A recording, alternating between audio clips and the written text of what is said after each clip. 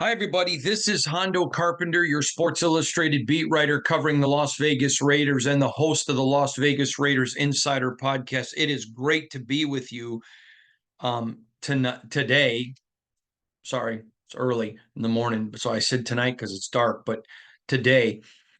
Um, I want to get with you and really dig in today, and we're calling this podcast the Autopsy of the 2024 NFL draft for the Las Vegas Raiders.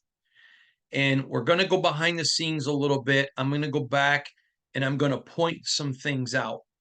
Now, I want you to know that I'm going to mention several things that I've reported so that those of you that listen every day, you're going to know this. But if you haven't, you can go back and find it. And so as I tell you things, it is not for me, it's because I want to help put into perspective for you how our reporting went, how the draft was going, what we were hearing, when we were hearing it. And I'm going to have a lot to say about um, uh, media in general. Now, I want to start by saying this. The Raiders have four primary beat writers: The Athletic, ESPN, Las Vegas Review Journal. Oh, and the Sun. I forgot about the Sun, Las Vegas Sun, and Sports Illustrated. There are other people that cover the team, but we're there, we're on site, we're at all the games. And I want you to know that, yes, I compete with those people every single day.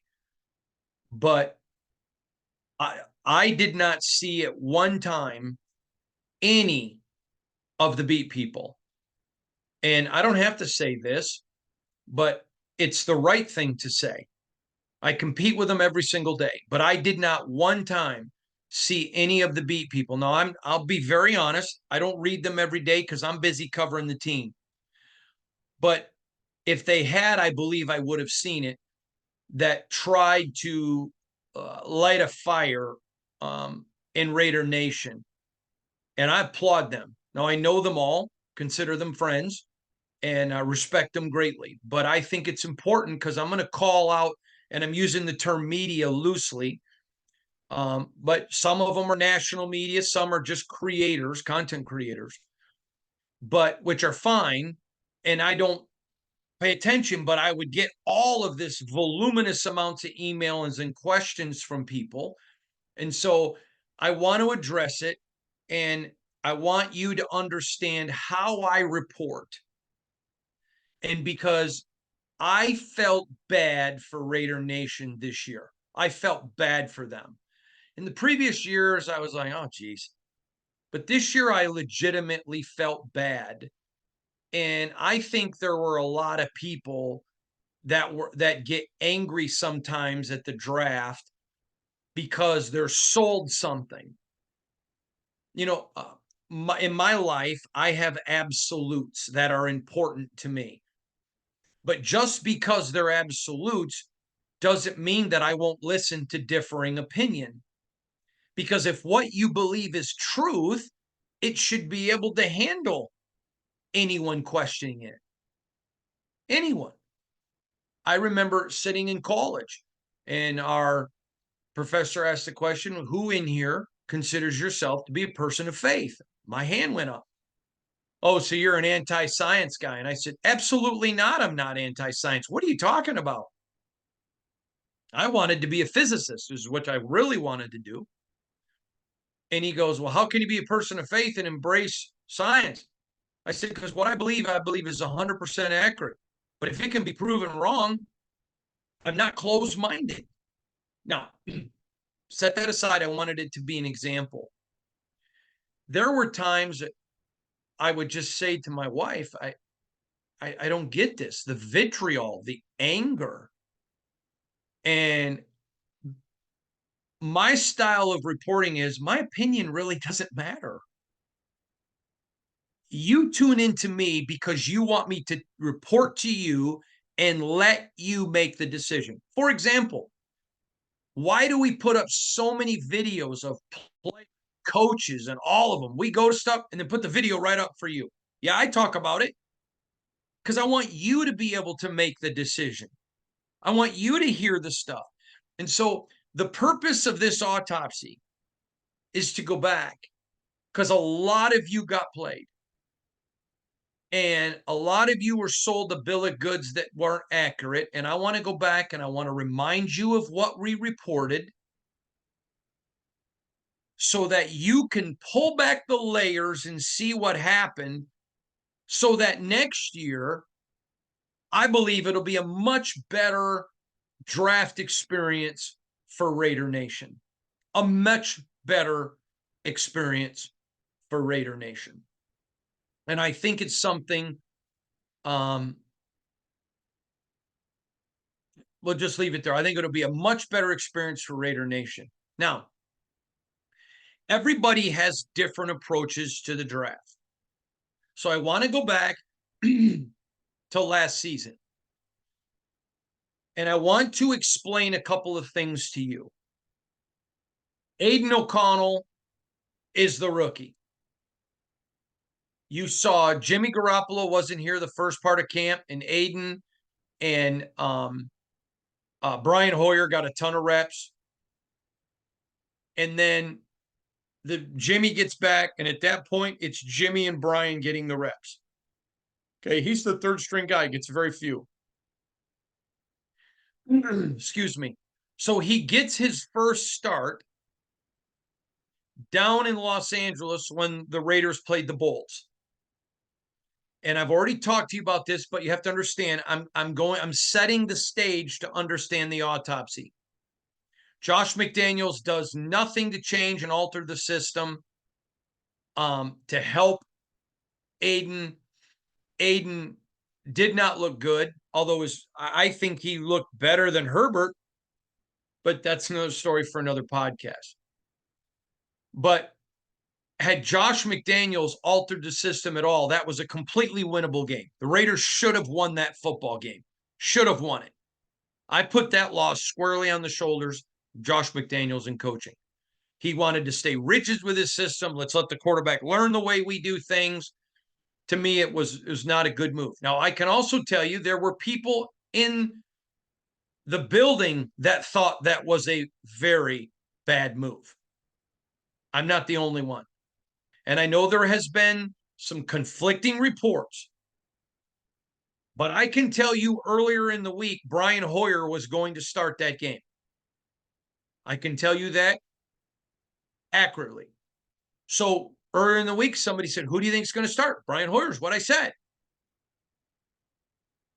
Later in the week, the decision was made, we're going to go with Aiden. And so I land in Los Angeles and I tweet that out. I know that I said Brian Hoyer, but it looks like we're going to get Aiden O'Connell. Okay? They don't change anything. Aiden looked terrible. And again, he did some things right, but I think we all can agree Aiden did not look good in that game. I think Aiden would tell you Aiden didn't look good in that game. In fact, I'm sure he would. He's an honest person. So the whole thing comes apart after the Detroit game. Mark Davis swallows and just bites the bullet. And I was going to say swallows pride, but had nothing to do with pride. That was he had made the decision, hey, I'm going to let these guys finish the year. So, yeah, I guess he did swallow his pride. And you know what? God bless him for it. It's one of the things I think that, and we're going to be doing a podcast here in a couple of weeks about Mark Davis. And we're going to break him down in a very good way and in a fair way. We're going to assess him as an owner. But he swallows his pride. He could have said, no, no, he didn't. He said, this is just wrong. It's not Raider football. Fires everybody. Now, AP takes over. There were a lot of people in the building that thought Aiden O'Connell was the best quarterback. And I know for a fact that was the overwhelming sentiment in the locker room, was that Aiden was the best quarterback. Now, you have to understand, Mick Lombardi was an offensive coach and the coordinator. Josh McDaniels was the offensive coordinator, really. And so AP gets his first job with two of his offensive coaches gone. So now he's coaching with a significant part of his offensive coaching staff gone. He promotes Bo Hardigree, who's never been a offensive coordinator before. Tells Bo, this is what I want. They switch to a more zone attack and tells him what I want. He lets Patrick Graham do the things that he and Patrick wanted to do before Josh was let go. He leads from the front. He says, hey, we got nothing to lose. AP tells the team, don't make this about me. It's all about you. Now, I understand I'm going back and repeating some things I reported earlier, but it's important if you're going to do an autopsy to lay this out almost like a court case. Don't make this about me. So they throw a bunch of the playbook out, they change scheme, and I've already told you in detail, no OTAs, no mini camps, no training camp, down two of your offensive coaches. And oh, by the way, it's during the season. So you don't even get to, you look at the changes on Wednesday, you practice them on Thursday. Friday's a walkthrough. So you really can't change a lot in the season. You just can't, you can add a few plays, but there's very few things you can't just holistically change it. And that's what they tried to do as best they could. And I'm going to tell you, based on his level of experience, which was not a lot, Bo Hardigree did the very best he could do. And this is not a slam on Bo. Do I think he did enough to earn the OC job of the Raiders? I do not. But I do not think he performed poorly. In the situation in which he was thrown, Raider Nation owes him a big thank you, Bo. Again, don't think he should have been the OC. But considering what he was dealt with, being thrown into it, having not been in the league forever, I thought he did a very good job. Now, we all know the defense became the number one defense, the least penalized teams under AP. All of that is facts. They understood there's a lot that we can't do because we just haven't practiced. We just haven't done it. And I understand everybody thinks the NFL is Madden on your PlayStation or your Xbox, where it doesn't matter what team you are, you can change the plays and hit a button and everybody knows it. But that's not the reality of the National Football League. You got to practice stuff. So he comes out, they win a couple of games, plays really well, team's inspired. They do a couple of things that are different. So they caught some teams off guard. All right, fair. But then teams have tape. So teams adjust. They get a lead and then can't hold it and lose a couple games. Then they go in against Minnesota. Now, and let me explain what's happening here. AP understands I'm asking a brand new rookie quarterback to change a lot. I'm putting a ton on his plate. He gets it. He understands it. He understands it. And he goes, we're going to let our defense win the game. So they come out, and I think it was the Minnesota game, and they had an abysmal offensive performance. Now, anyone who watched that game would totally agree it was not just a bad game by Aiden O'Connell. It was a bad game by everybody. There were some key veterans that made some very key mistakes. So if you want to put all of that loss on Aiden O'Connell, I don't think you're being fair. You certainly can give him a chunk of it. He's the quarterback. But AP's philosophy is, listen, don't have turnovers. Don't cost us. Let our defense keep it in the game, and then we'll get it. You guys will be in a position, get a score. They're just trying to hold it together. Now, fans wanted to say, oh, Aiden sucks, Aiden sucks, Aiden sucks. Okay, they're doing what AP wanted. So if you wanted AP to have the job and you're saying that Aiden sucks, you're saying AP sucked and you shouldn't have root for him. Right? So they're coming down the stretch.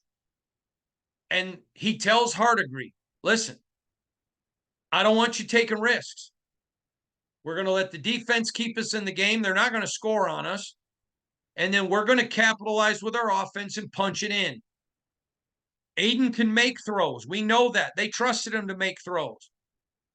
But they didn't have a expansive enough to go out and do everything that they wanted to do. So they finished the season 3-1 against the AFC West. Last 4 games, Aiden throws 8 touchdowns, no interceptions. Last 5 games, 9 touchdowns, 1 interception. Those last 5 games, he did what he asked them to do. Throw, but we're going to throw smart. Don't throw interceptions. So there were times you'd see some guys open on film. Aiden should have made that throw. Yep, that's true. But I had people in the organization saying to me, but he was told, don't take that risk. We don't have to take the risk. Now, you have to understand something. The Raiders' mentality isn't just win sexy. It's just win. And coming down that stretch, they won. Again, last 5 games, he did exactly what he was asked. 9 touchdowns, 1 interception. Everything that AP asked him to do. AP called him his BFF. Talked about how much he loved him. Okay, now right after the season, I reported to you that Jimmy was going to be gone, and that didn't take a donkey brain at midnight in an old Tim barn to figure out, and that Brian was going to be gone. It was no secret. I was told that, we knew it, and I reported it right after the season. I also told you the expectation at that point was go sign a veteran and draft a rookie. Hold on here and stay with me for a while. I'm not trying to bore you, but if you want the details of what happened, it just takes a while to go through it all. So then they begin interviews. And there are people who say that Mark Davis asked the candidates, will you move up to get a quarterback?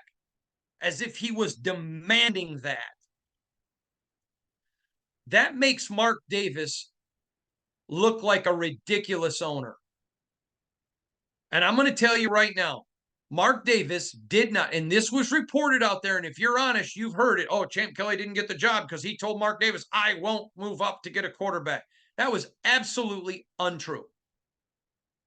Mark Davis did not make it a prerequisite to get this job that you're going to go draft a quarterback. Now, he certainly did his due diligence.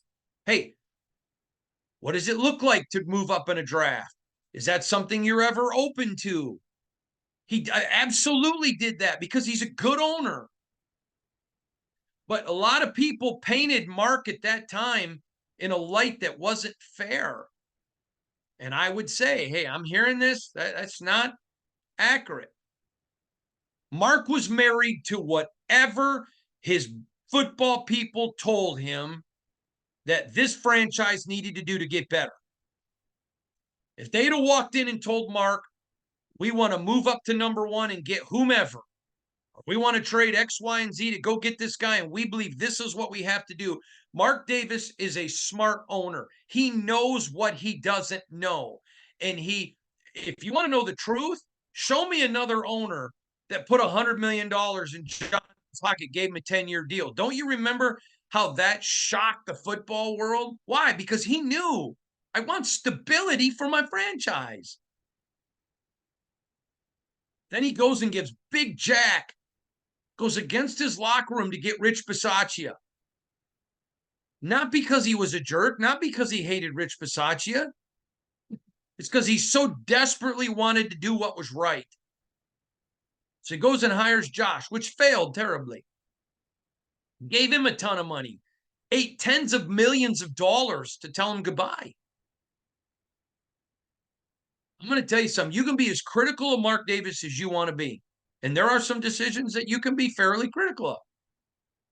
But anyone saying that this franchise is broke, you don't know what you're talking about, and anyone that says he doesn't want to win, you're a moron.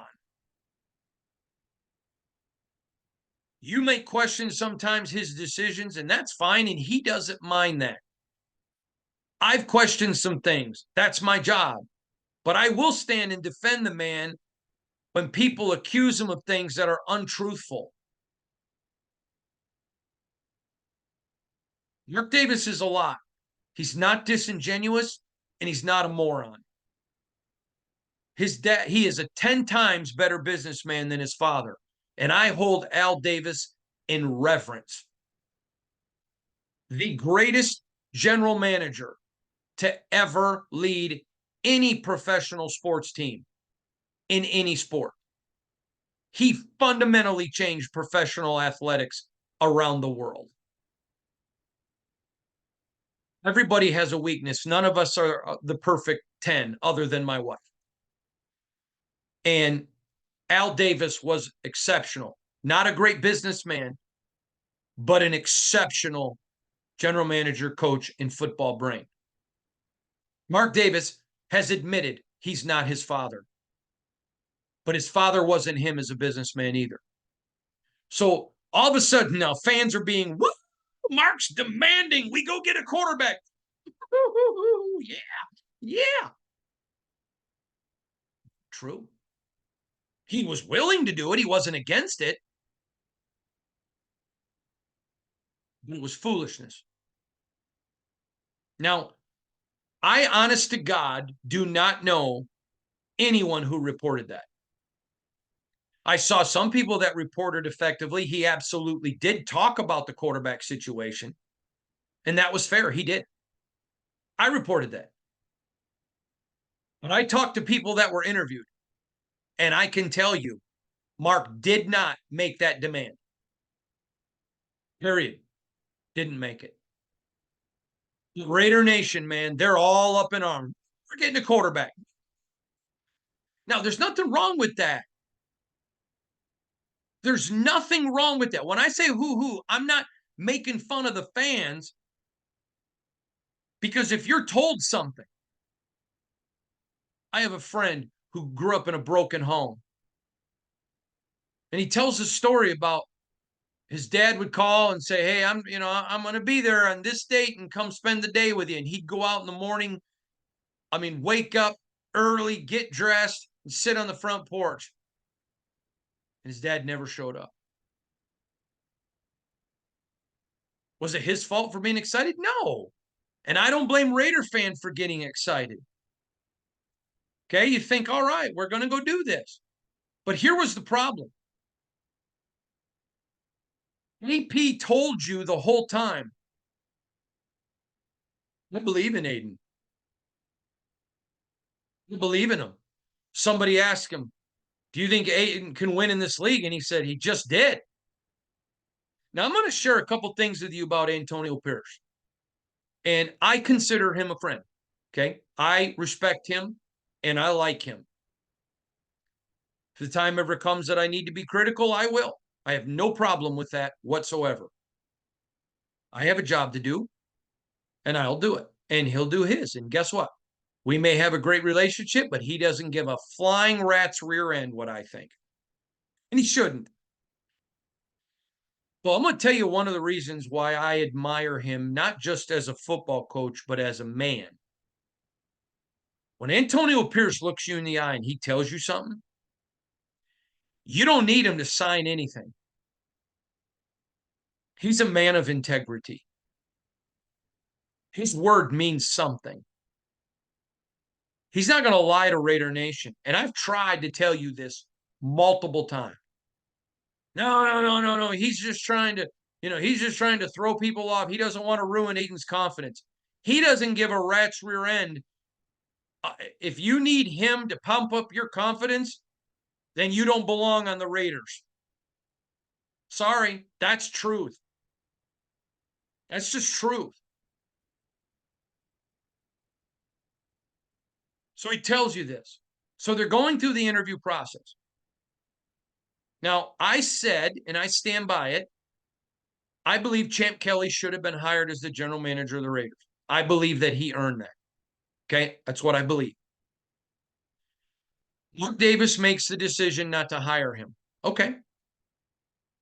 Now, in comes Tom Telesco. I don't hold against Tom Telesco that I felt like a Champ should have got the job. Just like I didn't hold it against Josh McDaniels when he got hired because I thought Rich Bisaccia should have got the job. That wasn't Tom Telesco's fault. Tom Telesco did not have to keep Champ Kelly. He could have fired him. He was allowed to do whatever he had to do. Champ Kelly is here because Champ Kelly wants to be. I am sure that he was disappointed in not getting the job. That's human nature. But Tom Telesco respects him, and he respects Tom Telesco. And I told you at the time, I did not know Tom Telesco. I do now, but I didn't at the time. And I told you, though, the people that I trust, every single one of them started texting me and calling me. And it wasn't one or two. It was 10, 12, 14 people. If I sat here and counted, I could give you the exact number. NFL proven people, former players, former general managers, executives, league officials. Hondo, you are going to love Telesco. He is your kind of guy. You're going to love him. Will not lie to you. No deceit. Straight shooter. Now, I came and told you guys all of that. I reported all of that. Now, let me go in a little bit because it's important when you do an autopsy that you understand all of the minute details. I keep my circle of who I trust very small. You have to earn my trust. When I have been burned in my life, it's when I have allowed people to just be in a circle of trust and not earn it. And as an old man sitting here today, I can tell you now, I've learned that lesson. I have people in my window that I trust. And when someone I trust tells me something, I believe them. I believe them. I 100% believe them. Because I surround myself with people of integrity. I surround myself with people that I trust. I surround myself with people that their word is gold. If they tell me I'm going to do something, they're going to do it. So when people who I trust tell me this about Tom Telesco, I believe them. It has nothing to do with whether Champ got the job. That's irrelevant. I hope he goes and gets a great job next year. I want him to go. Champ, I respect him. He's my friend. And I want him to go get that shot because he's earned it and he's deserved it. Now, Tom got it. So if you said to me, well, would you fire Tom right now and hire Champ? No, I would not. Tom's here and he's doing a great job. He's done nothing to deserve being fired. And I hope he goes somewhere and gets a great job. And wherever he goes, he's still going to be my friend. And I will tell you this right now. I've got lots of friends in the league like Champ, people I've trusted who went on to other places and are all over the league as executives. Guys I trust. Guys I believe in. And I know what they think of Champ. And I know what Champ showed us. So here comes Tom. All right, I'm going to totally give this guy the benefit of the doubt. He's asked about a quarterback. He goes, I don't know. I just got here. So we begin to go through the process. Now, interestingly enough, they're going through. Now, I reported to you that early on in the process, the Raiders called everyone above them, 1 through 12. What is the cost if we're interested in moving to your spot? There were 2 quarterbacks in this draft that I have reason to believe the Raiders were wanted and would have been willing to move up to some place to get. I told you early, if they wanted the Bears pick, it was going to be 3 1s and 3 2s. Remember, San Francisco moved from 12 to 3 to get Trey Lance, and it cost them 3 1s and 1 2. This is 13-1. It's going to be 3 1s, 3 2s. Okay. I was told that by someone with direct knowledge of what the Bears were asking and had it confirmed by one other. I told you that. It was before the combine and said if the Raiders want to do anything, they better do it now. But that price is just too high. There was not a quarterback that was a can't miss. This wasn't a quarterback with a Peyton Manning and Andrew Luck or etc. There wasn't one of them. Now we all know right now Patrick Mahomes is the best quarterback in the NFL, but even when he came out, he wasn't considered a dog, which is a can't miss prospect. Tom Brady wasn't one of those. Those guys usually have to develop, but there wasn't one quarterback that they were so convinced in that they were willing to pay as high of a price. Now, shortly after, and I shared this with everyone, and again, all this is there for proof of performance. They're not going to be moving up to 1, in which I told you, if you're not going to move to 1, and there's maybe one guy there, and at this point they weren't sure there were 2. If there's only one guy there that you're really willing to pay for, you got to go to 1 because you don't know who Washington was going to, who the Bears were going to take at that point, because they could have done anything. After the combine, I told you that I had learned that the Bears were no longer going to trade. I had told you Washington was not going to trade. And I told you the New England Patriots were not going to trade. I didn't say Hondo's opinion. I said to you, I have learned this from sources in the league. Not available. I've heard from people whose teams called. Not available. Now, I did tell you, yeah, they would be willing to do something dumb. I was told by somebody directly connected to the Bears, not the Bears, the Commanders. I guess if somebody wants to give us 3 years of their entire draft, we would probably trade. But it have to be something stupid.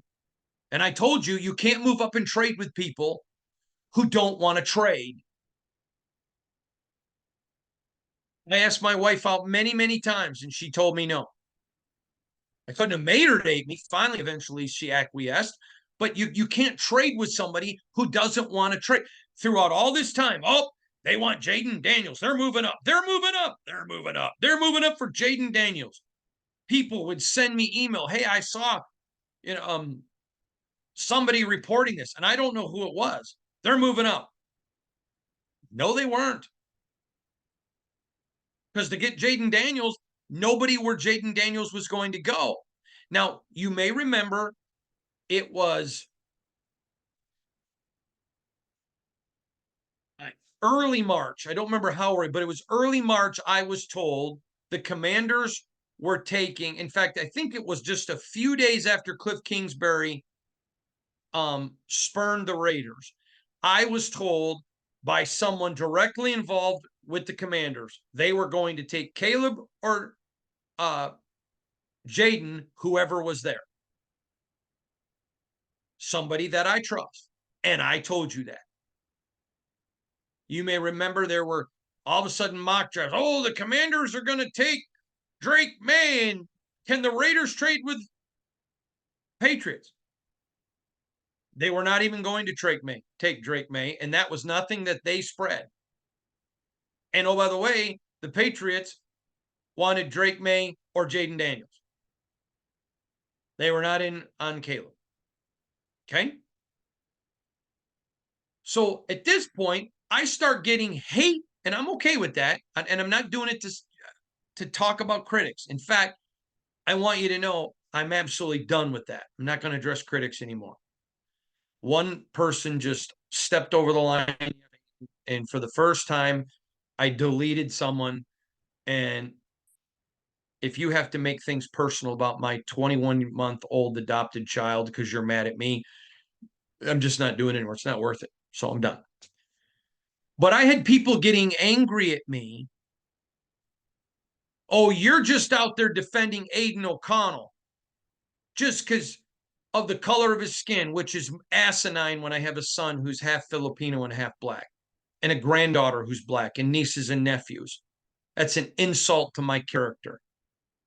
God made us out of the dirt. There are 5 colors of dirt on this planet, and there's 5 colors of human. Anyone who would make a judgment on anyone because of the color of their skin is a jackass. I wasn't defending Aiden O'Connell. And then you're defending Aiden O'Connell because of whatever. And they would just, oh, because he was a Christian. That's another one. It's ridiculous. It's ridiculous. I've supported quarterbacks before that their Christian that Christian faith has nothing to do with them. That does not interfere with my reporting in the least bit. It's irrelevant. I don't like Brussels sprouts. I'm not going to support somebody who's a quarterback because he doesn't like them either. I may think they're smart. Another story. Now, you may remember I begin telling you they believe in Aiden O'Connell, but I said numerous times we have not seen enough from Aiden O'Connell to think that he's Kenny Stabler or a franchise quarterback. That's 100% true. But I also told you we haven't seen enough to rule that out. Now, some of you they have, and that's fine. But I'm telling you, football minds did not feel that way at all. At all. And I talked to other teams. I talked to people within the Raiders. So we get to the combine. Telesco was very honest. We're going to be talking to quarterbacks. We're going to be absolutely looking at everything. And he did, because that's what good general managers do. What you do. Quick story on that because it fits into the autopsy.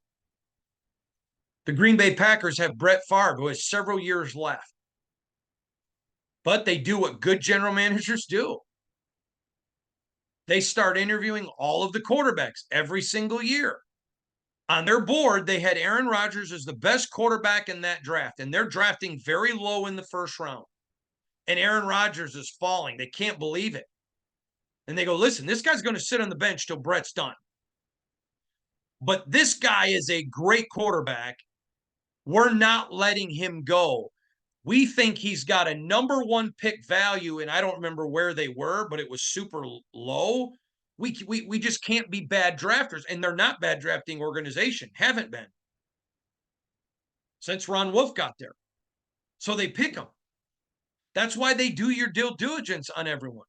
Yes, there was a couple of quarterbacks the Raiders would have moved up for, but there were also doing their due diligence, because what if somebody felt like Aaron Rodgers? That same NFL Combine, Tom Telesco talks about Jaden Daniels. I mean, Antonio Pierce. Love the kid. He's known him forever. He recruited him out of high school. They've got a close relationship. I had one person say, AP's like a dad to him, loves him, wins the Heisman Trophy, and talks about Antonio Pierce. That tells you about his character. Talking about AP.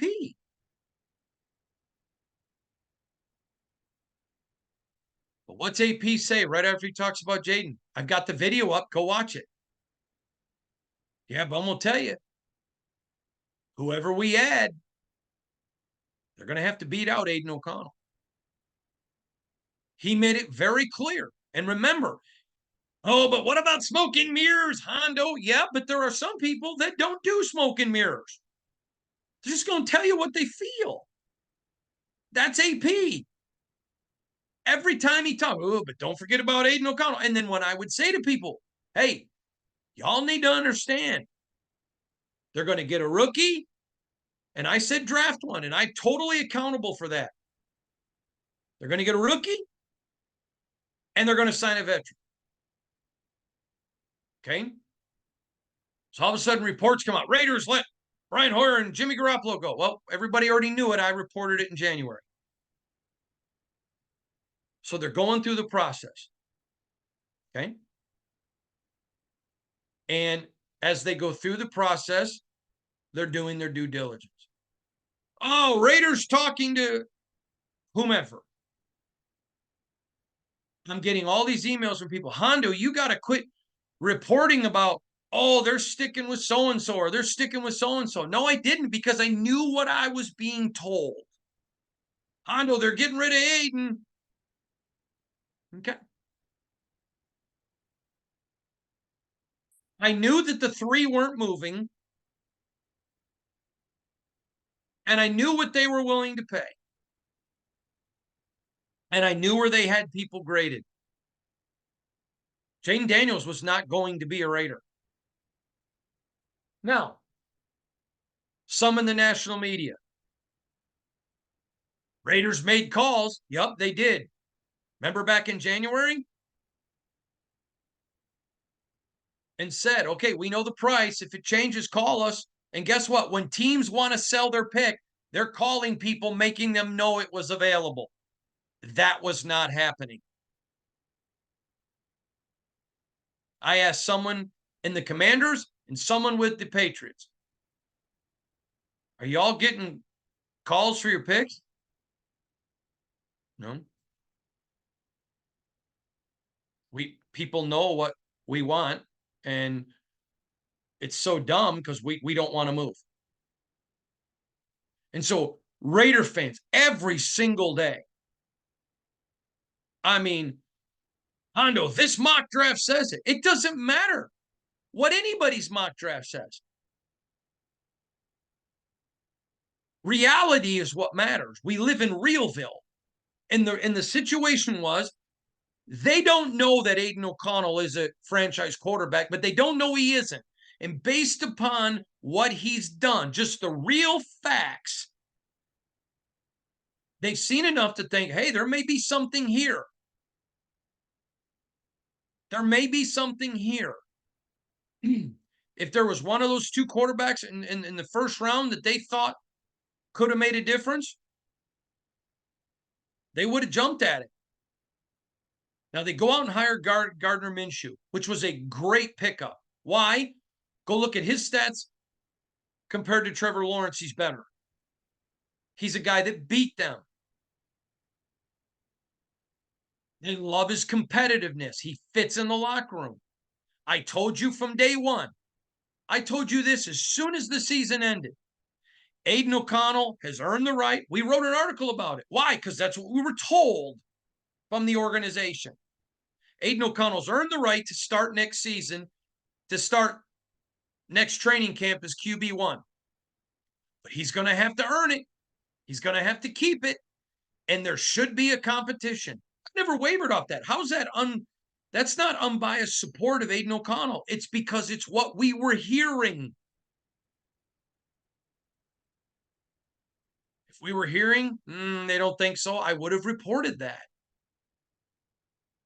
So they go get Gardner, which was a great pickup. He is a great guy. Including Aiden O'Connell, this team loves him. Great guy. Okay?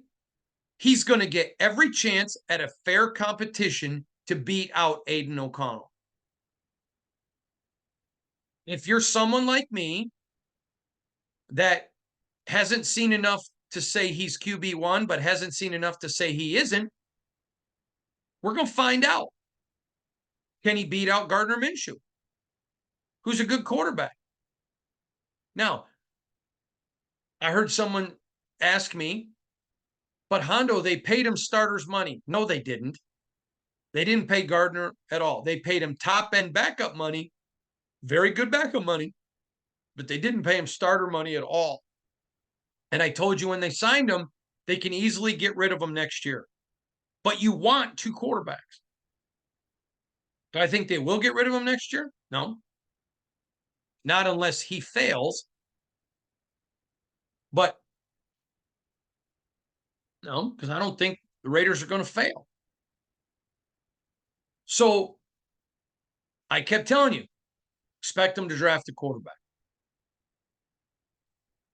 And that's what my expectation was. And if you look in all of my mocks, we had him taking them well out of the first round. So then they're talking about, they asked Tom Telesco before the draft, which was a great question by one of my colleagues about plans. He goes, we have lots of plans, plans to move up, plans to go back, all kinds of plans, all kinds of plans. But they knew they weren't going to get one. They knew they weren't. First round comes and goes. Now, there is a Jimmy Johnson draft chart that basically tells you what the value of each pick is. And I want to explain something to you. If you're the Raiders, and let's say that you have Brock Bowers on your board as the second best player in the draft, a can't miss product, and you're sitting there at 13, and a team wants to move up. Let's just hypothetically make up a team. Let's say the Steelers wanted to move up to 13. So do you look at a draft chart and say, well, this is what my spot should cost? Here's how I had a general manager explain it to me. The general manager told me, if I'm trading up, I'm trying to trade at the draft chart or below. But if I'm the one trading my pick and they're calling me, I have to look and say, what value of player am I going to get at, let's use 13. So all of a sudden the draft board begins to drop and you think, oh my goodness, Talise Fawaga and Brock Bowers, two of the three can't miss products, are going to hit me, and I'm good with both. And let's say that you have them rated 2 or 3. Who knows what they were? Let's just say, for hypothetical reasons, they thought they were the second and third best player in the draft. Okay, that's the value of what I'm going to get. I'm going to use this as an example because I think it's great. You go and you buy a Corvette, and they're $18,000 in the 1960s or whatever they were. Just using this as an example. You take that car, you take pristine care of it, keep it in an air-conditioned room covered, and you take it out of the barn today, and I'm out of the air-conditioned room. It's pristine, like it just came off the showroom floor. And the car now is worth, I'm just making this hypothetically, $120,000. Are you going to sell it for what you paid for it, or sell it for what it's worth? Any of you that ever bought and sold property, which I have, your goal is to sell it for more than what it cost you. The draft chart is just a start. Jimmy developed the chart so that he wouldn't overpay. And so here are the Raiders. They would have traded back.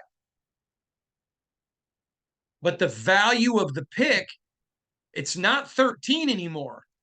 The value of the pick is, who do I have access to?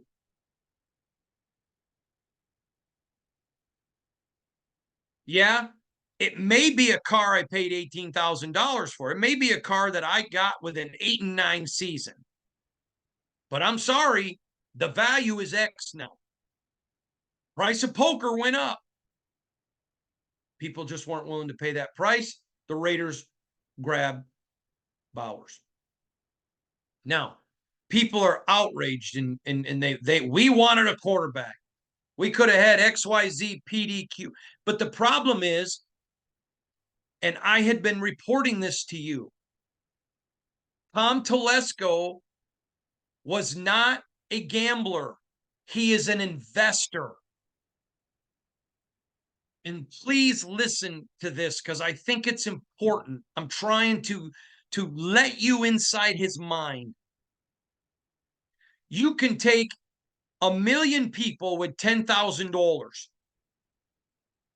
and all but one invest it and to invest it properly with a wealth manager and see it grow and blossom and become super valuable.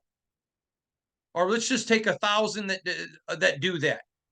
Then there's 1,000 that take the $10,000 and go to Vegas and gamble it, and one wins. 9,999 failed. But the 10,000 that went, but the other 1,000 that took the 10,000 and went to a wealth manager of renowned who was proven, all have something to show for it. Every once in a while in the draft, somebody gambles and wins, and then people rush to that. The problem is, why does Vegas always promote to you? Soccer mom from Omaha wins $50,000. Why? Because that could be you. And it could. It's not a lie. They don't show you everybody that loses. And so before the draft, we wrote a story, or we talked about Tom Telesco and the Raiders are no longer gamblers. They're investors. They understand great franchises know how to draft. So I begin to spend voluminous amounts of time talking to you about understanding value, understanding I've got to get, you can't reach, you can't do those things. You may remember we did a deep dive into the teams in the last 10 years. 11 teams in the last 10 years have had one or less top 10 picks. One or less.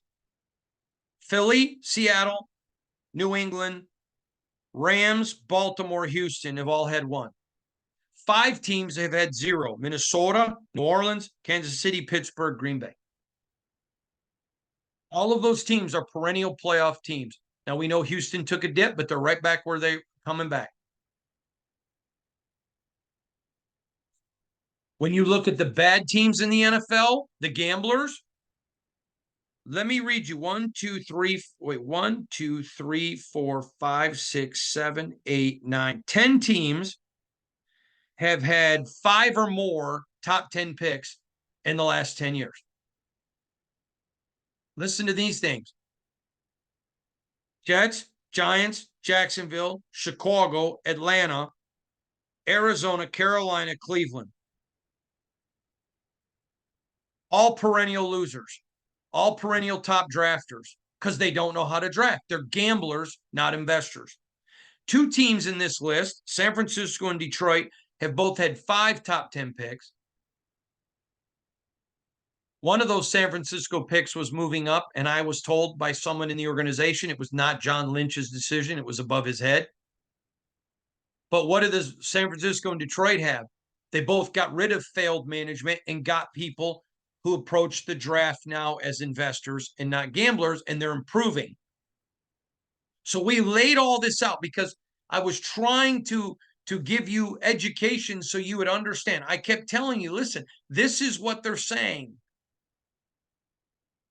But man, people, and then 2 weeks out, all over the place, Raider fans getting excited, buying Jaden Daniels jerseys.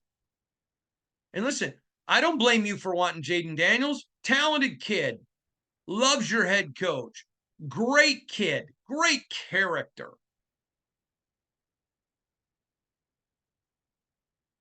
Click, click, click, click, click, click, click. Raider Nation, I want to tell you something.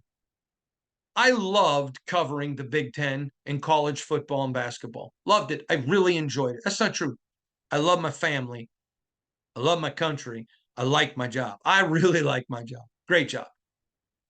But one of the reasons I would have wanted to go cover, and I was willing to move to Las Vegas to cover the Raiders, was because I knew how special Raider Nation is. One of my dear friends on this planet is Matt Millen.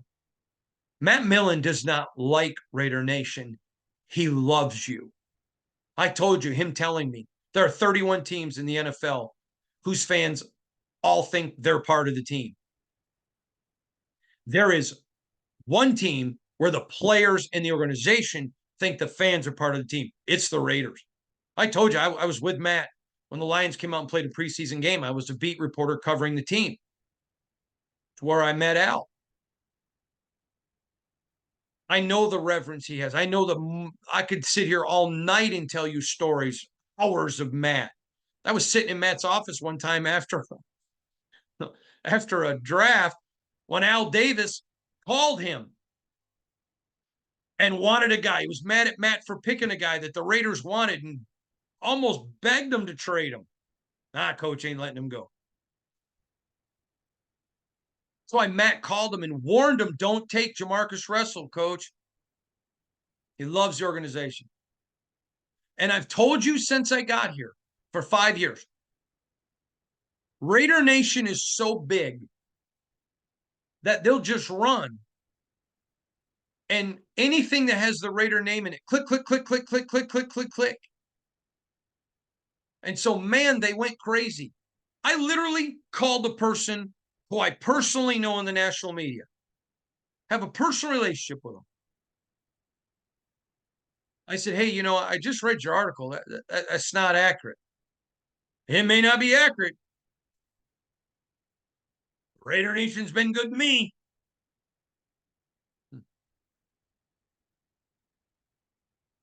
I'm going to challenge you with something. Every good reporter can report what they're being told, and that's their job. I'm not blaming them. I'm the one that told you when I was asked, what's the percentage that Josh McDaniels keeps his job to the end of the year? I said, well, you never say never. So I'll say 5% that he gets fired before the end of the year. People love to throw that in my face. And guess what? I don't mind you doing that because I said it. Because the owner told them they were going to keep their job. Even the reporter, the Athletic reported that.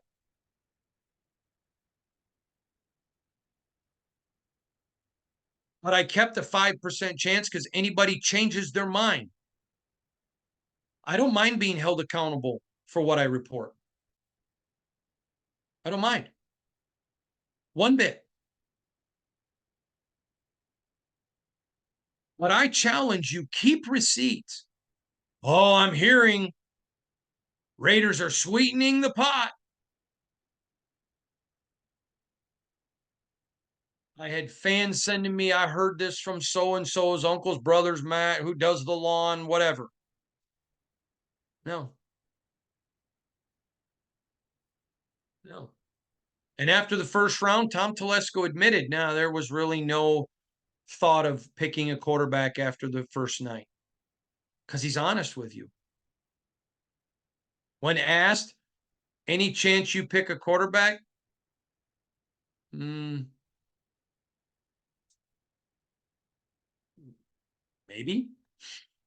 But he made it very clear to anyone that watched. Why?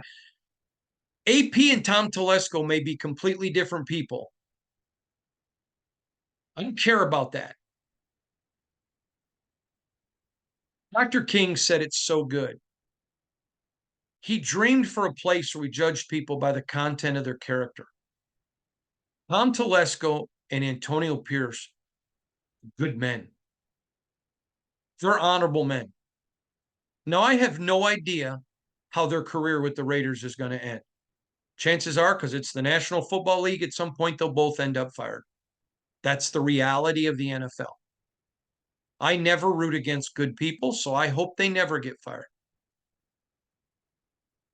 But I'm going to tell you one of the reasons why Antonio Pierce, for sure, because him and I have multiple people that we're friends with, and Tom Telesco, because of the people I know who know him, and now that I know him, Tom Telesco and Antonio Pierce have one thing in common. They're men of integrity. They will not look you in the eyes and lie to you. I do not know Tom Telesco like I know Antonio Pierce, but I know him now, and I know several people who know him well. I was told of an incident once where he had made a promise to a player, and someone wanted to put him in a position where he couldn't honor his word to a player, and Tom Telesco was not having anything to do with it. Tom Telesco is a man of integrity. Antonio Pierce, I know.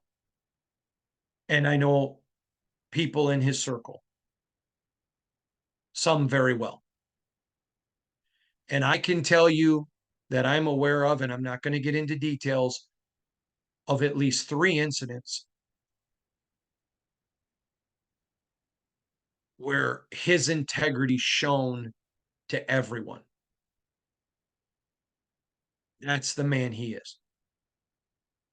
And so I kept reminding you guys, this is what Telesco is saying. This is what Antonio's saying. We wrote articles about it. We put the videos up. We told you these are men of integrity. You can believe them. Now,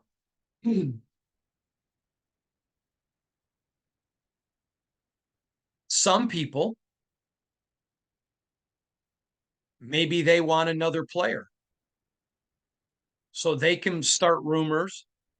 I'm told that Al Davis did that, although I do not have direct knowledge of that. I'm told that Al would do that. And that does, and like I said earlier, doesn't make it wrong. It's just different styles. It doesn't mean you're not a person of integrity if you start a rumor. I remember one guy who I highly respect and consider a friend said to me, "You need to understand, if I'm talking to you off the record, I'm going to talk to you like a friend. But if I'm behind a podium during draft season, lies don't count." I love that. I can deal with that. Deal with that. I can deal with that. And I don't know who tells people what, but the people who are in the know, knew.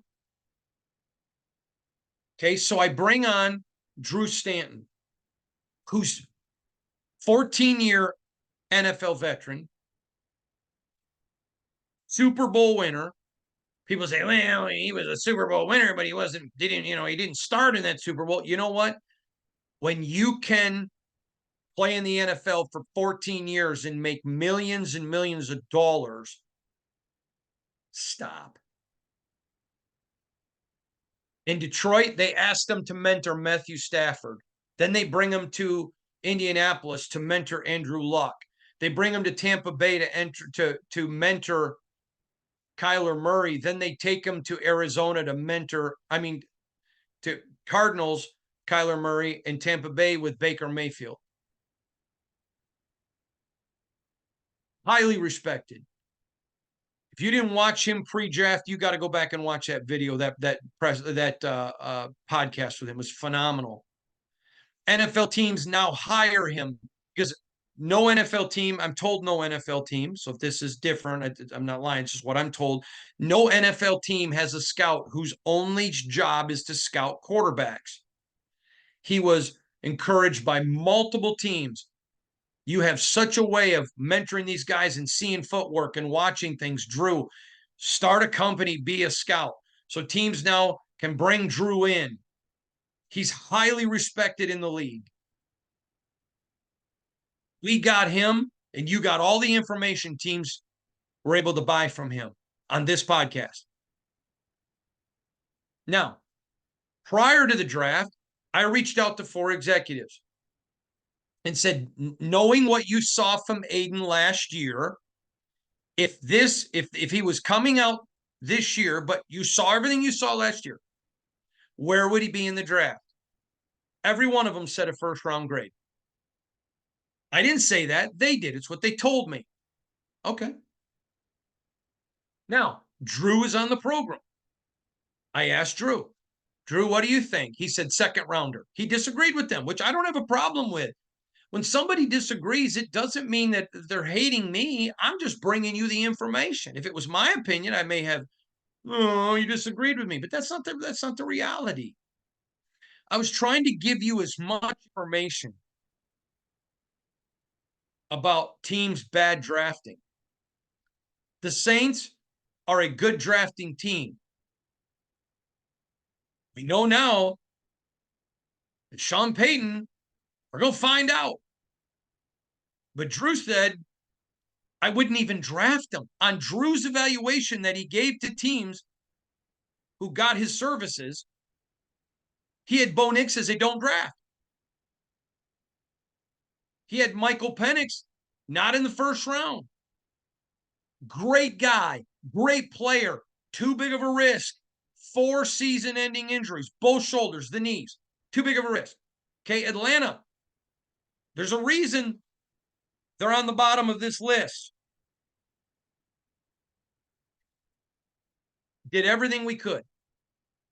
So now, after day 2 of the draft, early in the morning, I get a tip from someone within the organization. We may go with a UDFA.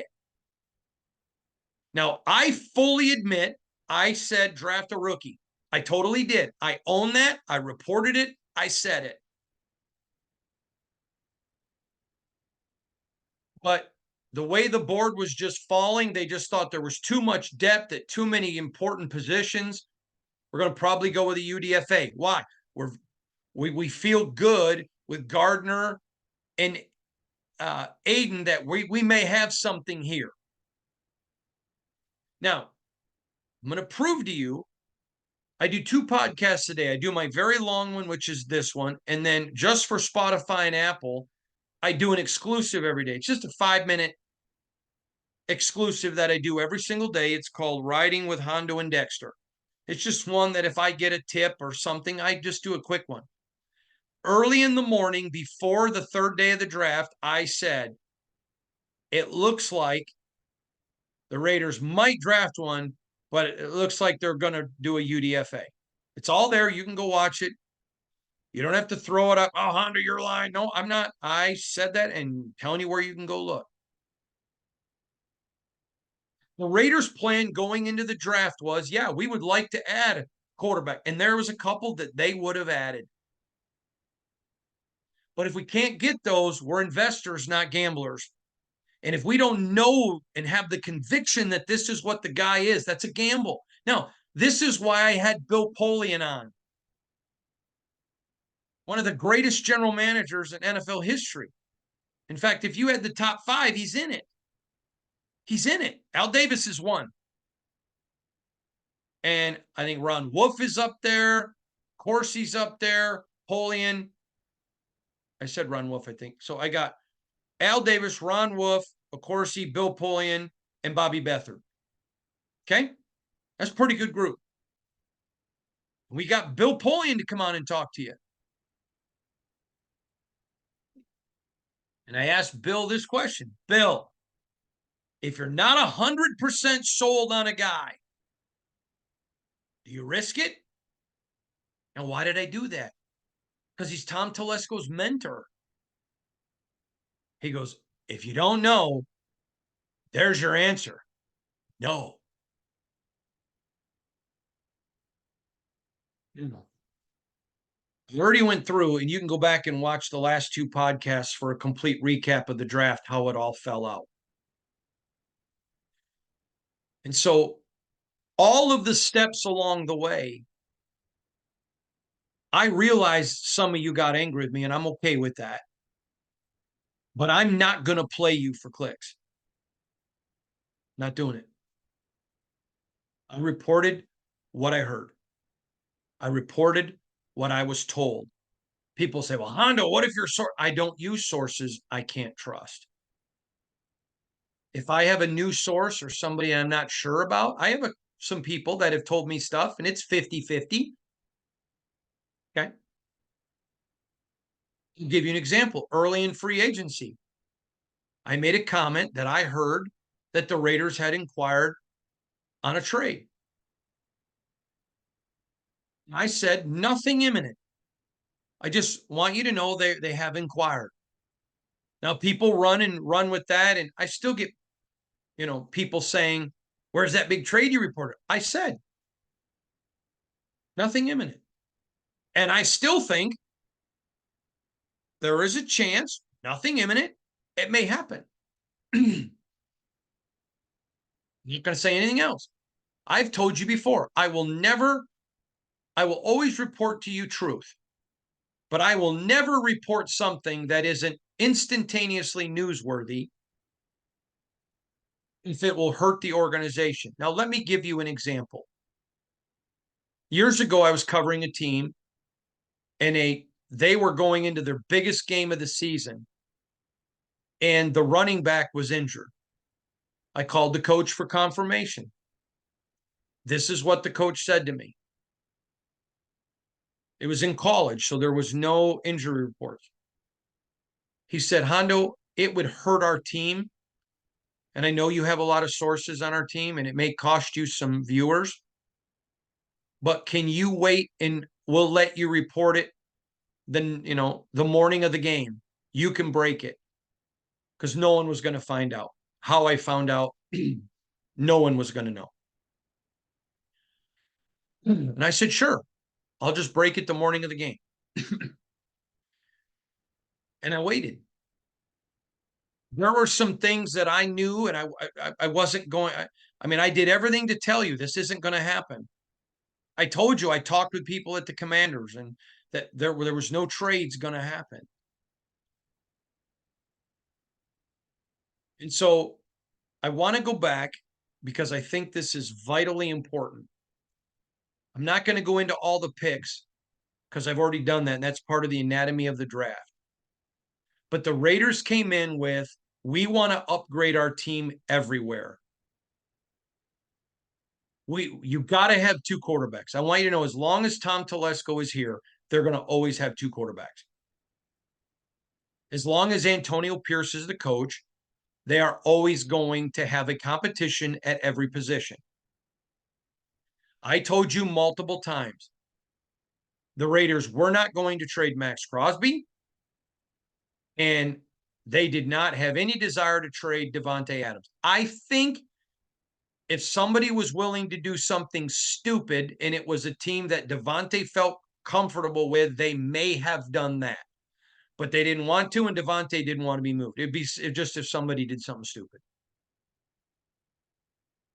Other than that, and so I'm seeing media reporting Raiders to move up, 3 first-rounders and Max Crosby.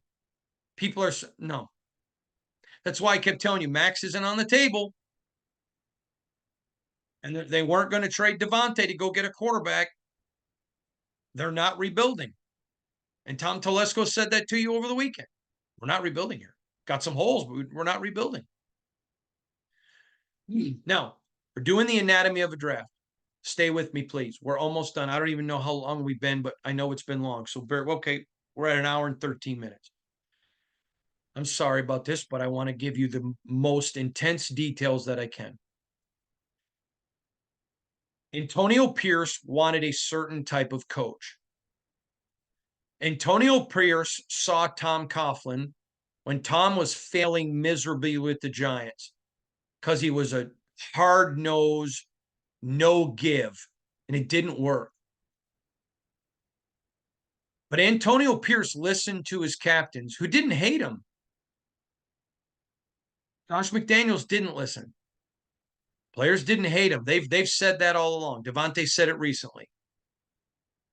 But he wouldn't give.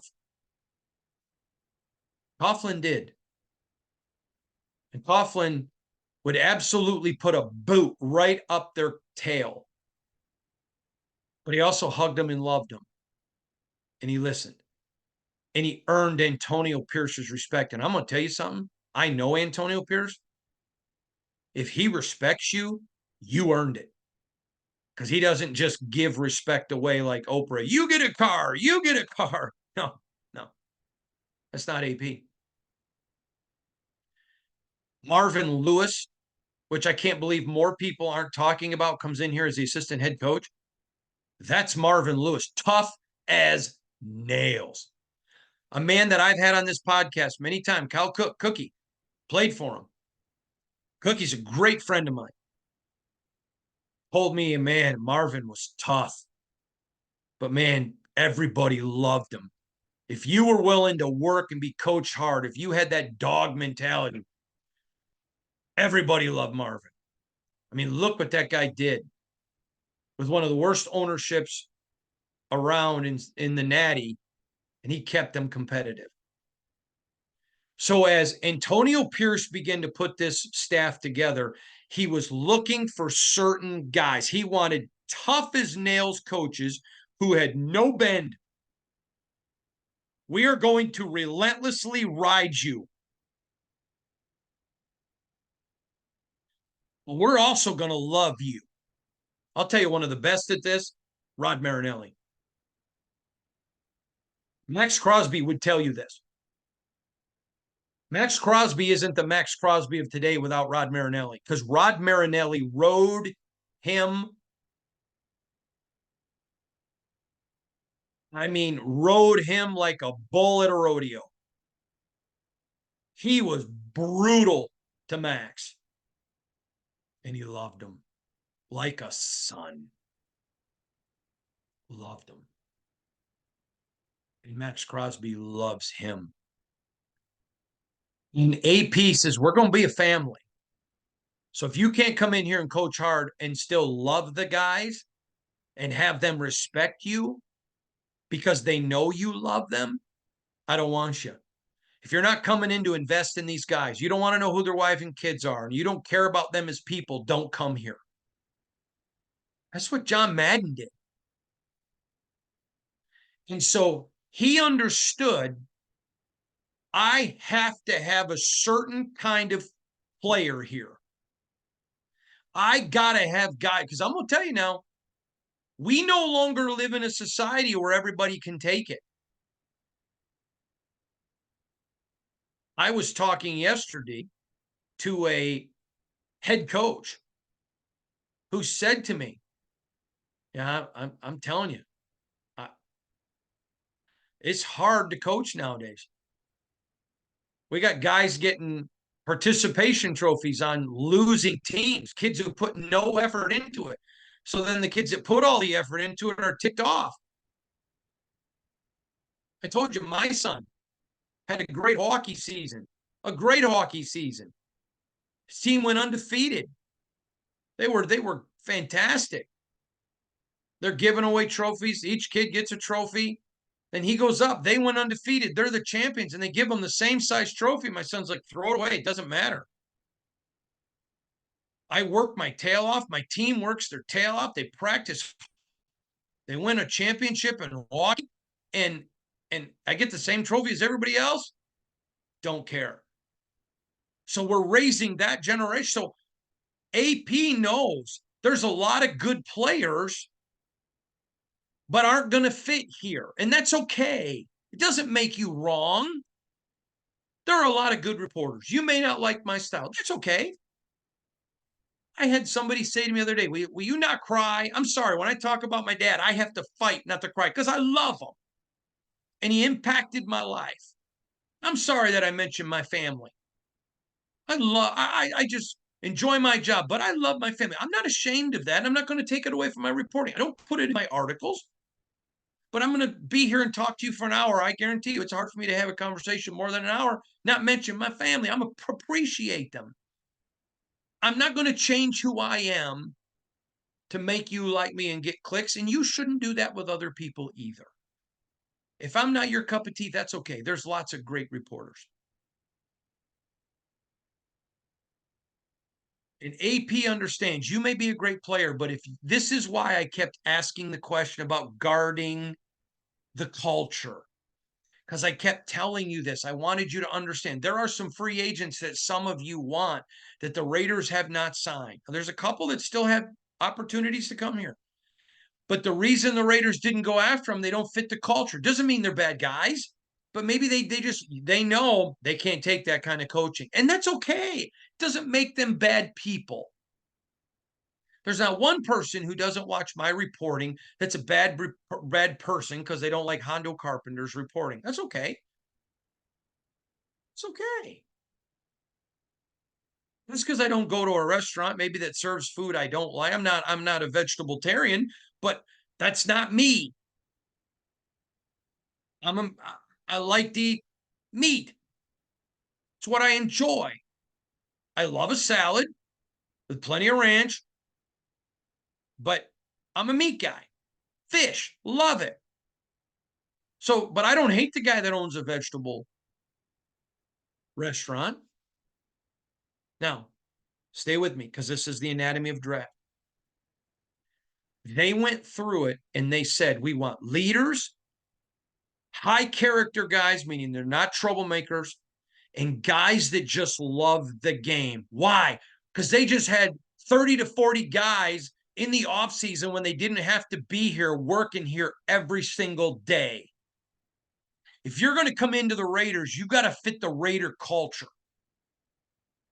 And they knew this is going to take a mindset because if you come in here and think you're just going to play off a talent and you're not going to give 110%. I've known Draymond Green since he was in 8th grade from the Golden State Warriors. I love Day Day. Love him. Precious, precious young man. His mama, wonderful lady. Just great people. You know what I love about Day Day? He is mega wealthy from where he came from in Saginaw, Michigan. In Michigan, we call it Sag Nasty. Tough place. He's made a lot of money off the field in business. Now, do I wish he wouldn't get kicked out? Sure do, because I love to watch him play. But he just gives everything he has. And you've seen him get mad at teammates who don't. He loves those fans that show up in the arena to watch him play. He thinks because you know what, growing up as a kid, they didn't have the ability to go to every game. He respects those people who save up and go to a game. I'll tell you what, I wish he didn't get as many penalties, I mean, technicals, and I wish he didn't get kicked out. But I'll tell you, as somebody that knows him, I love Draymond Green. I wish more players were like Day Day and cared. And cared. Max Crosby's that way, and there are others. Robert Spillane is that way. Christian Wilkins is that, and I can go on and on. There's a bunch of them in this team. So they knew they had to get a specific player. Okay, so I'm going somewhere with this. So some of you were angry. Why did they leave this guy on the table? Okay. Now, there were some guys that people wanted pick. So there was one particular corner a lot of people wanted the Raiders to take, not in the first round. The problem is he is a great zone corner, and you can look at all of his stats, and they're phenomenal. If you ran a zone, he would have been your guy. That's not what they run. Patrick Graham wants his guys up. Now they do run zone occasionally, but he wants his guys up on an island. He wants hand-to-hand combat. Why? Because you got 5 yards. That first 5 yards, you can almost assault them. You're in a phone booth, and he wants corners that are gonna. See? And so some people wanted them to go get a zone corner, but if you understood the scheme, they didn't fit. There was a tackle that, why did they take Delmar Glaze? This guy was there because you know what? He isn't athletic. He isn't a zone blocker. If they were doing a different scheme, that guy would have been great. He wasn't a bad player, didn't fit the scheme. Then there were other people in this draft, and I had been told, yeah, probably wouldn't fit this culture. Great guy, wouldn't fit this culture. Okay. And the reason I asked those questions and I kept bringing it up in articles and podcasts was I was trying to get you to understand that the anatomy of the draft was they're not just going for a corner. It's got to be a corner or a tackle or a safety, whatever. It's got to be someone that fits that mentality. You have to fit the Raiders. If I needed a transmission for my truck and I drive an F-150 Super Cab, and if I needed a transmission, and I don't even know what they cost, let's just say it's $2,500. and I go find a brand new transmission somebody's selling for 1,500. I'm like, great. And I go buy it. But I find out it's for a Honda Accord. It may be a transmission, but it doesn't work in my truck. So you have to understand when they're approaching the draft, there's a lot of guys they take off the board. Doesn't fit the culture, doesn't fit the scheme. Not sure. This is why the Senior Bowl is so important. This is where Delmar Glaze excelled. There were guys at the Senior Board that didn't take coaching real well. Delmar Glaze, do this. Okay, did it. First couple of days of the Senior Bowl struggled, then bam, he took off like a house of cards, and many people told me was the best tackle there. Afterwards, why? He took the coaching. That is what they were looking for in this draft. I don't have a problem if you're mad at a pick. That's cool. That's up to you. I don't think you're stupid for it. Nothing. I'm trying to give you the autopsy of the draft so you understood what they were looking at. They wanted guys who fit culture, mentality, all of it, scheme.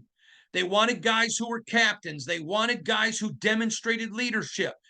You saw the first 3 picks were all 21 years old. Most of the guys were young, not all of them, because although if 2 guys were equal, they would take the younger.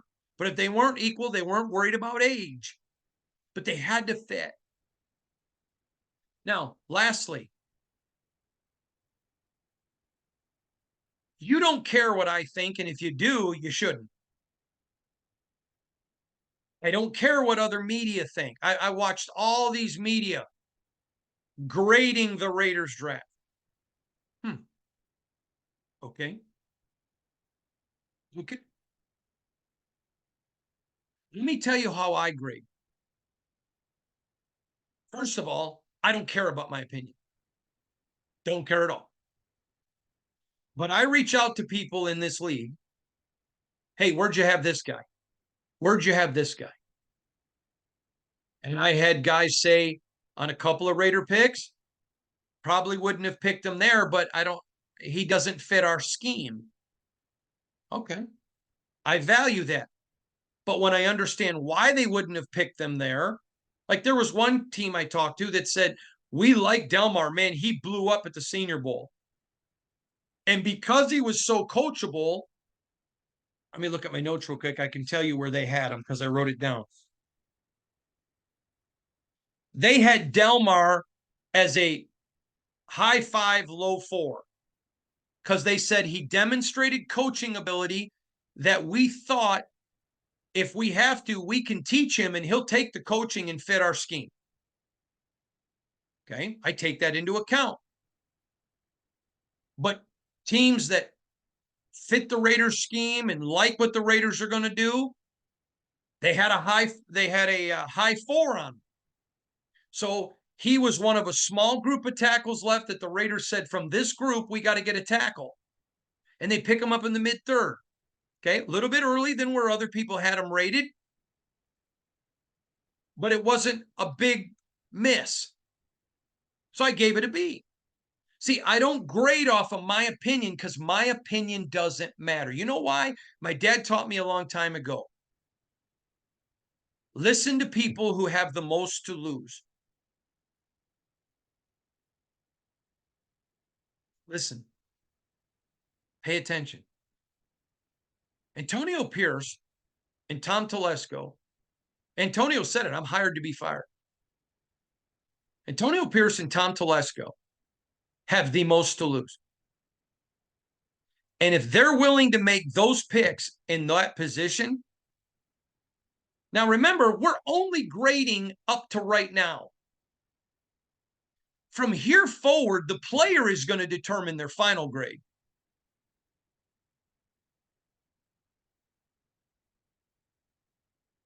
So hear me, please. That's how I grade. The anatomy of this draft. I heard people say, well, Hondo, you said this guy had this grade, but I read so-and-so who said this. I don't care about what media says. So please understand, you know why? Because I don't care what I think. I've got some grades that are different than some of these. Doesn't matter. My opinion doesn't matter. Doesn't matter. The Raiders had a very good draft, an excellent draft. In Raider Nation, the players are now going to determine what their final grade is. This is their starting grade. But I leave you with this. Next year, ignore the noise. Keep receipts.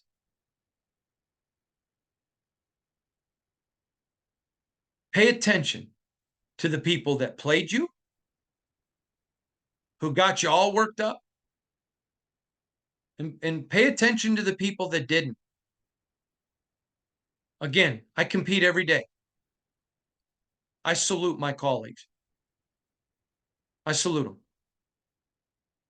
I'm proud to be part of the press corps that covers the Raiders. This is a fine franchise with a well-intentioned owner. There's so many great people that work at the Raiders. Top to bottom, this franchise. I don't know of one person in this franchise that I don't like. Good people. And I'm not just talking about players. I'm talking about executives, attorneys, janitors, securities, PR. I don't have to say that. I wouldn't lie to you and say I did if I didn't. I just wouldn't say anything. Good people. This was a draft where they wanted Max Crosby's. Now, listen, he's a unicorn. I don't think one person picked in this draft will be Max Crosby because he's a unicorn. So when I say it, they wanted people with Max's mentality because with people with Max's mentality are going to go a long ways. I said it before it was popular, said it last year. I believe Max Crosby, if he's able to stay healthy, will end his career as the greatest Raider of all time. And he'll end up in the Hall of Fame. Said it last year. I stand by it 110%. If you're going to set a standard of mentality that you want in your draft picks, if you didn't use Max, you'd be a fool. This was a good draft. They told you all along what they wanted to do. I think Raider fans, you should be proud of your organization. I am not a fan. I'm a reporter. And I report to you tonight, the autopsy of the draft was that it was a good one. And the autopsy of the draft is that you got yourself a fine franchise run by honorable people who care, from the owner to the janitor and everybody in between. This is why I was willing to come cover this team. I've covered this team for 5 years. They are beginning to look like the Raiders of my youth. What is the autopsy? The autopsy is your organization is getting healthy. It's going in a right direction.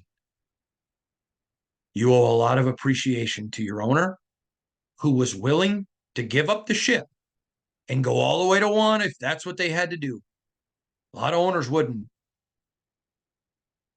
And you owe a lot to a general manager and a coach that said, but if that's not what's the best thing, not going to do it. Antonio Pierce said at the NFL owners meetings, and I put the video up, go back and watch it. He said, hey, I trust Tom Telesco. I trust Tom.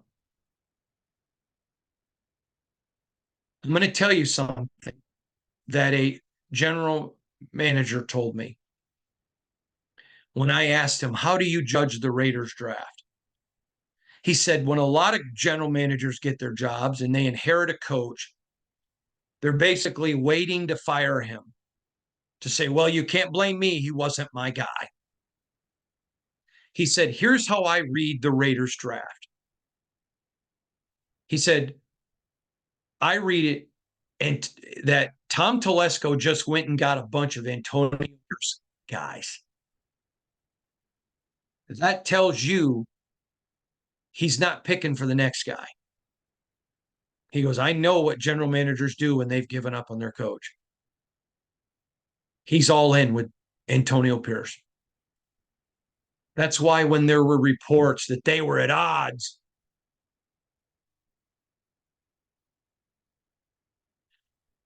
I can tell you,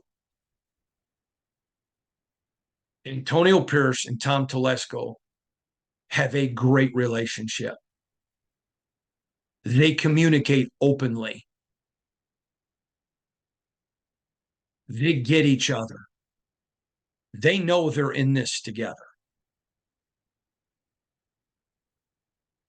The autopsy of the 2024 Las Vegas Raiders draft is this: they're healthy. I don't think they're winning a Super Bowl next year. Not at all. Aiden O'Connell is your quarterback, but it is going to be a fair competition that's wide open. If he starts the year your quarterback, which if you think he's not a good one, he won't. If he doesn't perform, and if you think he's the guy and he doesn't perform, he won't. But if he does, he will. We're going to find out who Aiden O'Connell is. I personally like the kid, but I really like Gardner too. I'm not rooting for either one. My coverage is going to be right down the middle on both. Whoever looks better should get it. But the state of your franchise is you just added a bunch of good players. And if neither one of them's the quarterback, this team is now in a position next year to go sign a franchise quarterback in free agency or go get one. And for everyone, don't send me any more emails. Everyone's saying next year's class is going to be terrible. Okay. Jaden Daniels last year wasn't being talked about as potentially the best quarterback in this draft. Everybody was talking about Drake May and Caleb Williams. That's it. We don't know who's going to emerge next year. I've heard some names from Drew, but I'm not saying those because people got to pay him for that. But I bet we get it next year before the draft like we did this year. But if Gardner and Aiden fail, you can go get a franchise quarterback in free agency. Or then if there's a guy in there and you believe in, you go get him. But you got all these weapons around him now. Your franchise is 1 year better. The autopsy says, and I know autopsies are usually on a dead body, but this is a living autopsy of the draft because it's passes.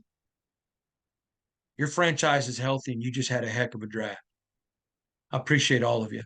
I know this has been long. I just want to thank you for sharing some time with me. Keep receipts. Next year, enjoy the process. Listen to what the coach says. Listen to what the general manager said. I'm going to put it up for you. You're going to have it. And all you have to do is listen. You're dealing with people that are going to look you in the eye and tell you the truth. That's pretty cool. I hope you have a blessed day. God bless you, everybody. Thank you for listening. And I know it's been long. I hope it's been good. Bye-bye.